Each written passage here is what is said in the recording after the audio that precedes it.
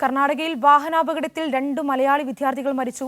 കൊല്ലം അഞ്ചൽ സ്വദേശികളായ യാസിൻ, അൽത്താഫ് എന്നിവരാണ് മരിച്ചത്.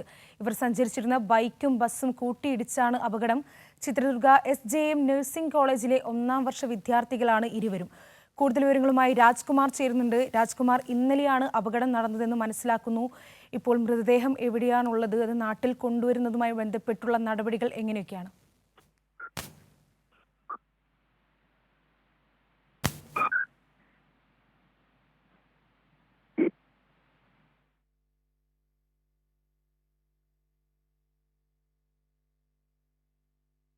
കർണാടകയിൽ വാഹനാപകടത്തിൽ 2 മലയാളി വിദ്യാർത്ഥികൾ മരിച്ചു. കൊല്ലം അഞ്ചൽ സ്വദേശികളായ യാസിൻ, അൽത്താഫ് എന്നിവരാണ് മരിച്ചത്. ഇവർ സഞ്ചരിച്ചിരുന്ന ബൈക്കും ബസ്സും കൂട്ടിയിടിച്ചാണ് അപകടം.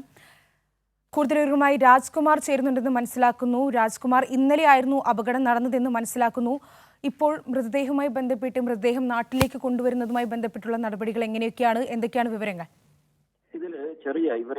ഇതിൽ അപകടത്തിൽ പെട്ടവരുടെ മേൽവിലാസങ്ങളിൽ ചെറിയ തിരുത്തുണ്ട്. നമുക്ക് ആദ്യം കിട്ടിയ വിവരം അങ്ങനെയായിരുന്നു. അത് നമ്മൾ തിരുത്തി പറയാം ഞാനത്.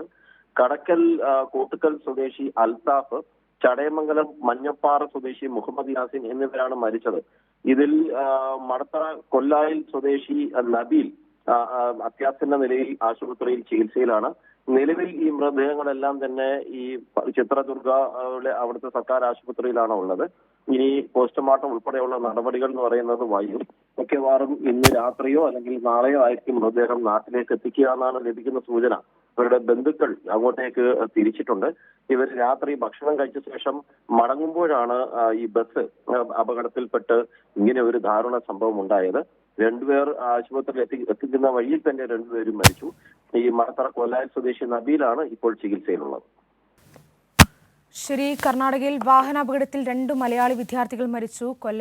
കൊല്ലം അഞ്ചൽ സ്വദേശികളായ യാസിൻ, അൽത്താഫ് എന്നിവരാണ് മരിച്ചത്. ഇവരോടൊപ്പമുള്ള ഒരു വിദ്യാർത്ഥി ഇപ്പോൾ ഗുരുതരാവസ്ഥയിൽ ആശുപത്രിയിൽ ചികിത്സയിൽ തുടരുകയാണ്. രാജ്കുമാറാണ് വിവരങ്ങൾ നൽകിയത്.